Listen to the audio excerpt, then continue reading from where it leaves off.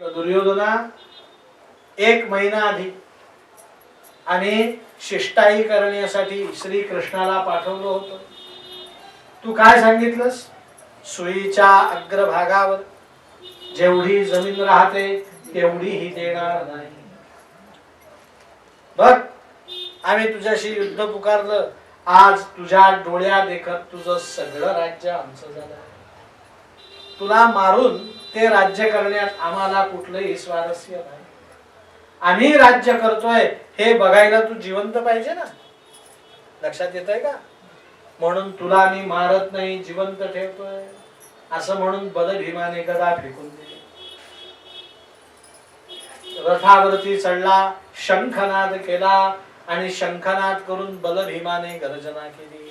महाभारताचं युद्ध पांडवांनी एक हाती जिंकलेलं. सर्व सैन्यांनी विजयोत्सव साजरा करावा. विजयोत्सव सुरू झाला. पाचही पांडव भगवंताजवळ गेले. भगवंताला साष्टांग नमस्कार घातला. कृष्णाय वासुदेवाय हरये परमात्मने प्रणतक्लेशनाशाय गोविंदाय नमो नमः.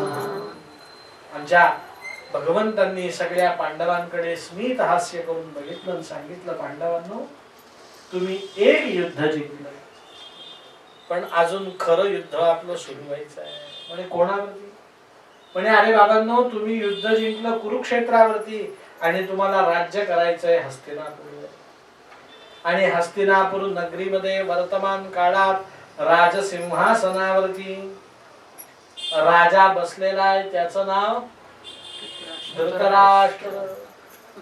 तो अजून सिंहासनावर बसलाय आणि सिंहासनावर खुर्चीवर बसलेली माणसं तात्काळ खुर्ची सोडत शिंदे सोडायला तयार होते का? ताप आला की नाही तुला दरे गावात जाऊन पाहिली की नाही टीव्ही तुम्ही? फडणवीसांना मुख्यमंत्री होण्याच्या आधी शिंदेनी सोडली का खुर्ची लवकर? कारण एकदा खुर्ची मिळाली की मनुष्य सोडत. हा दोष शिंद्यांचाही नाही, कोणाचाच नाही, हा खुर्चीचा. म्हणून आपल्याला काहीतरी युक्ती करावी लागेल. आणि भगवंतांनी दुसरं शास्त्र सांगितलं की सिंहासनावर जो बसतो तो राजा, असं व्याख्या करून चालत नाही. ज्याला राजा व्हायचंय त्याने प्रजेच्या हृदय सिंहासनावर बसलं. प्रजेला वाटलं पाहिजे हा कोण आहे? राजा. मग हे सगळं घडवून कसं आणावं? म्हणे बघा, या सैन्याला विजयोत्सव साजरा करू द्या. आपण एकांत स्थळी जाऊन चर्चा करू. कारण मोठे मोठे जे निर्णय असतात ते एकांतात घ्यायचे असतात. कुठे असतात? चार चौघात मोठे मोठे निर्णय घेतले जात नाही. भगवंतांनी सगळ्या पांडवांना रथामध्ये बसवलं आणि रथात घेऊन सगळ्या पांडवांना घेऊन भगवंत हिमाद्री पर्वतावर गेले. कुठे गेले? कुरुक्षेत्रापासून 55 किलोमीटर अंतरावरती पठाणकोट नावाचं शहर पंजाब मध्येच आहे. त्या पठाणकोट पासून हिमाचल प्रदेशात जायला राजमार्ग सुरू होतो आणि त्या राजमार्गावरती 58 किलोमीटर पठाणकोट पासून ज्वालाजी नावाचं तीर्थक्षेत्र आहे. ऐकलंय का ना? तिथून ज्वाळा निघतात सतत. त्या स्थानावरती भगवंत पांडवांना घेऊन गेले आणि निर्जनवासामध्ये पांडवांची आता ते पुढची रणनीती आहे. पण इकडे काय झालं? युद्धाचा 18वाच दिवस संपला, रात्र सुरू झाली. धृतराष्ट्र भीतीने झुडपामध्ये जाऊन लपला. कुठून कोण गदा मारायला येईल सांगता येत नाही, म्हणून जाऊन लपला. रात्र संपली, मध्यरात्र सुरू झाली. मध्यरात्र संपली, उत्तर रात्र सुरू झाली. पहाटचे 2 वाजले आणि अचानक हाक ऐकू आली, दुर्योधना. पाहतो तर काय, अश्वत्थामा. अश्वत्थाम्याने सांगितलं, दुर्योधना, काय ही अवस्था? 18 दिवसापूर्वी राजहंसासारखा दिसणारा हा दुर्योधन वर्तमान काळात दात नसलेल्या नागराजाप्रमाणे दिसतो. पण तुला खरं सांगू का दुर्योधना, रणनीती चुकली तुझी. अरे आपल्याकडे 11 अक्षौहिणी सैन्य होतं, पांडवांकडे 7 अक्षौहिणी सैन्य होतं. अक्षौहिणी हा शब्द दोघांमध्ये कॉमन आहे म्हणून काढून टाका. इकडे 11 माणसं आहेत तर तिकडे 7. कोणाचा विजय व्हायला पाहिजे? 11 जिकडे तिकडे व्हायला पाहिजे की नाही? मग 7 जणांचा जर विजय होत असेल, 11 जण एकीकडे असून, तर काहीतरी रणनीती चुकली. काय चुकली? महर्षी वेदव्यास भगवद्गीतेच्या स्तुतीमध्ये सांगतात, भीष्म द्रोण तटा जयद्रथ जला गांधार नीलोत्पला शल्यग्राहवती कृपेण वहनी कर्णेन वेदाकुला अश्वत्थाम विकर्ण घोर मकरा दुर्योधनावर्तिनी सोत्तीर्णा खलु पांडवैरण नदी कैवर्तक केशवः. रणनीती एवढीच चुकली की पांडवांनी स्वतःच्या बाजूला कृष्ण घेतला. काय घेतला? तो कृष्ण आपण आपल्या बाजूला घेतला पाहिजे. असो, आपल्याला काय करायचंय त्या गोष्टीशी आपण आपल्या पुरता विचार करू. जीवनातलं सार लक्षात घ्या, कृष्णाला आपल्या जवळ ठेवा. काय सांगितलं? ज्याने कृष्णाला आपल्या जवळ ठेवलं तो जिंकला. जो कृष्णाचं सैन्य घेऊन कृष्णाला विरुद्ध बाजूला ठेवता झाला तो दुर्योधन युद्धात हरला. मग आपल्या जवळ सैन्य नको, काय पाहिजे? कृष्ण. मग कृष्ण जवळ कसा ठेवतात? 5-10 मिनिटांनी तुम्हाला सांगेल. अर्थात तुमचे डोळे लागले नसतील तर नाही. गोपाल कृष्ण भगवान की जय. अश्वत्थाम्याने सांगितलं मी जातो रात्रीच न पांडवांना. दुर्योधनाने सांगितलं अश्वत्थामा खरंच मार रे, माझी इच्छा आहे. माझे पुत्र बंधू आत्मस्वकीय सगळे या पांडवांनी मारून टाकले, तू त्या पांडवांना मारून टाक. अश्वत्थामा लपत छपत पांडवांच्या शिबिराकडे निघाला. आज 5 पांडव हिमाद्री पर्वतावर गेलेले असताना त्यांची शस्त्रास्त्र राज्यलक्ष्मी सांभाळण्याची जबाबदारी ही कोणाची होती? पांडव पुत्रांची. आता इथे एक गोष्ट लक्षात ठेवा, पांडव पुत्र म्हणजे कोण? पांडवांना सर्वात प्रथम पांडवांनी अनेक लग्न केले. प्रत्येक पांडवांचे अनेक स्त्रिया आहेत. उदाहरणच घ्या, बलभीम याचा प्रसिद्ध विवाह झालेला आहे हिडंबेशी, माहिती आहे की नाही? पण हिडंबेपासून घटोत्कच त्याला पुत्र झालाय. मग ती औरस संतती नाही. औरस संतती कुठली? तर 5ही पांडवांना द्रौपदी पासून जी संतती झाली तीच संतती काय? औरस. आणि द्रौपदीने सुद्धा नियम केला होता की एका पांडवापासून एकच संतती होईल. धर्मपत्नी ती. म्हणून पांडवांना धर्माचे पुत्र किती आहेत? 5. तेही कोणापासून झाले? त्या 5 पुत्रांना त्या सैन्याच्या सैन्य रक्षणासाठी, शस्त्र रक्षणासाठी, लक्ष्मी रक्षणासाठी पांडव जिथे रोज झोपतात त्या तंबू मध्ये झोपवलं. मग पांडव गेले. आपण घरात लग्न असलं की घराला एकदम कुलूप लावत नाही, कोणाला तरी घर सांभाळायला ठेवतो की नाही, तसं 5 मुलांना ठेवलं मग पांडव. अश्वत्थामा लपत आला, बरोबर पांडवांच्या तंबू मध्ये घुसला. आणि रात्रीच्या अंधारात ते पांडव पुत्र त्याला कोण वाटले? पांडव. म्हणून त्याने शिरच्छेद करून टाकले पांडव. आणि दुर्योधनाला पुरावा दिला पाहिजे म्हणून शिर धडा वेगळं केलं, धड ठेवलं तंबूत आणि शिरकमल 5ही जणांचं घेऊन दुर्योधना समोर आला. आता पहाट अजून व्हायची, अंधार आहे. दुर्योधन आता सर्वप्रथम गाव आई वडील एखाद्या मुलाचं नाव दुःख ठेवतील का? ठेवतील का? तुमच्या मुलाचं नाव काय म्हणे? दुःख. तुमच्या मुलाचं नाव काय म्हणे? मूर्ख. तुमच्या मुलाचं नाव काय म्हणे? दगड. कोणी ठेवेल का? मग धृतराष्ट्र आणि गांधारीने मुलाचं नाव दुर्योधन कसं काय?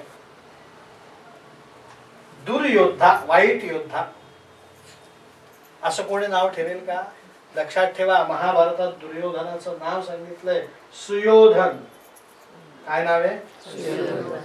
नाव सुयोधन आहे, पण कृतीने त्याला काय ओळखू लागले? त्याचं नाव सुयोधन. महाभारत जर बारकाईने तुम्ही वाचलं तर भीष्म पितामह दुर्योधनाला सुयोधन नावाने हाक मारतात. आता तो किती वाईट ऐका. आमच्या अश्वत्थाम्याने 5 शिरकमल टाकल्यानंतर या दुर्योधनाने सांगितलं दगडावर दगड घास, अग्नी पेटव, गवत पेटव, गवताची ज्वाळा होईल, ज्वाळेच्या प्रकाशात मला मेलेल्या भीमाचा चेहरा दाखव. कोणाचा? ऐकणे दुर्योधन वाईट. याला काय बघण्याची इच्छा आहे? पांडव नाही, मेलेला भीम. मेल्यानंतर भीम कसा दिसतो हे पाहणं, याला म्हणायचं विकृती. गावामध्ये गल्लीमध्ये एक दादा होता, तो मेला, गुंड. लोक जाऊन पाहू लागले मेल्यावर हा कसा दिसतो. ही विकृती आहे, लक्षात ठेवा. दुर्योधन विकृत होता, त्याचं ते लक्षण. आणि ज्या वेळेस भीमाचं शिरकमल म्हणून शिरकमल दाखवलं, ते भीमाचं नव्हतं, भीमाच्या पुत्राचं होतं. दुर्योधनाने विलाप सुरू केला, रडायला लागला. आणि दुर्योधन म्हणतोय लुप्त पिंडोदक क्रिया. अरे अश्वत्थामा, तू तर आमच्या वंशाचाच विनाश करून टाकला. आता पांडवांचीही उत्तर क्रिया करायला कोणी शिल्लक नाही आणि आमचीही उत्तर क्रिया करायला कोणी शिल्लक नाही. म्हणून महाभारताच्या 19व्या दिवशी सूर्य उजाडता दुर्योधनाने प्राण सोडून दिले. दुर्योधन नावाचा अध्याय संपला. आता अश्वत्थाम्याच्या लक्षात आलं, अरे बाप रे, आपण केवढी मोठी चूक केली आहे. आणि ज्याच्यासाठी चूक केली तो तर मेला, अडकलं कोण? आपण. म्हणून अश्वत्थाम्याने पहाटे पहाटे पलायन केलं. दूर जंगलामध्ये, निबिड अरण्यामध्ये जाऊन एका भल्या मोठ्या वृक्षावरती चढून वृक्षाच्या ढालीमध्ये जाऊन लपला. वृक्षाची ढाल माहिती आहे तुम्हाला? आणि त्या वृक्षाचे पानं तोडून स्वतःच्या अंगावरती टाकले. मला कोणीही आता शोधू शकणार नाही. अश्वत्थामा लपला. तिकडे काय घडलं, अजून माझे मुलं का उठले नाही हे पाहण्यासाठी द्रौपदी शिबिरामध्ये गेली आणि तिने 5 मुलं मेलेले बघितले.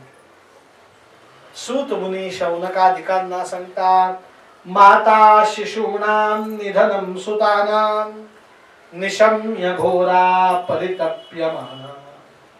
बाबा, त्या द्रौपदीने इतकं करणक्रंदन करुण रुदन सुरू केलं की सगळे जे काही सैन्य तिथे राखीव ठेवलेलं होतं ते सैन्य सुद्धा रडायला लागलं.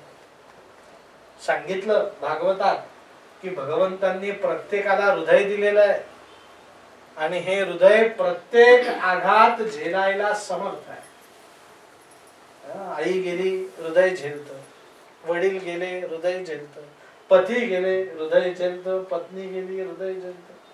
पण डोळ्या देखत पुत्र जर गेला तर हृदयाचे शतविस्तीर्णम, 100 छिद्र हृदयाला. पूर्वजन्मीचं पाप जर असेल तर डोळ्या देखत काय जातो? म्हणून वैर्यावरती सुद्धा पुत्र जाण्याचा प्रसंग येऊ नये असं महर्षी वेदव्यास ग्रंथामध्ये सांगतात.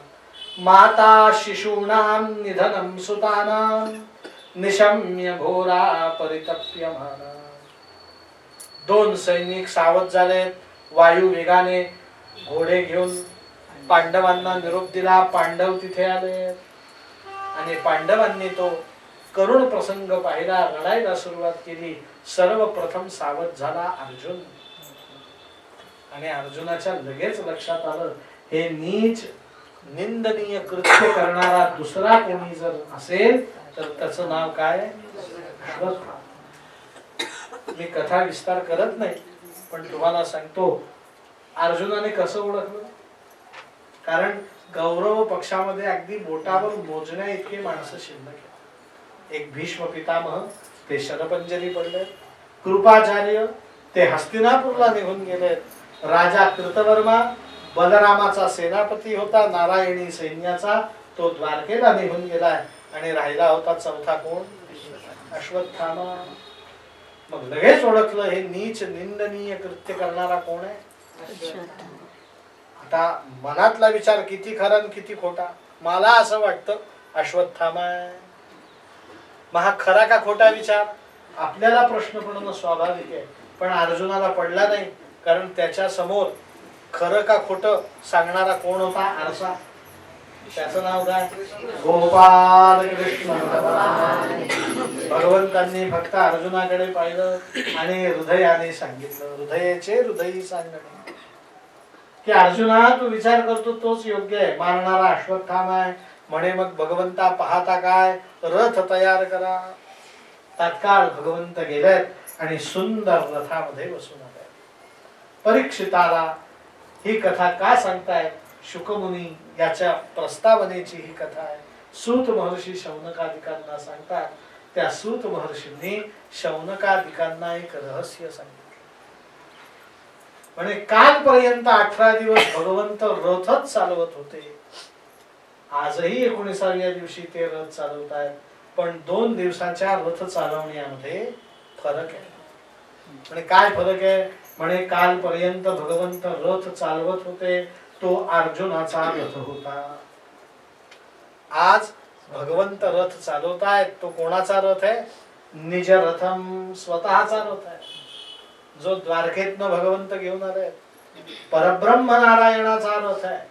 त्या रथाचं नाव आहे विजय गरुड ध्वज. काय नाव आहे? विजय गरुड ध्वज. भगवंतांच्या रथाचं नाव.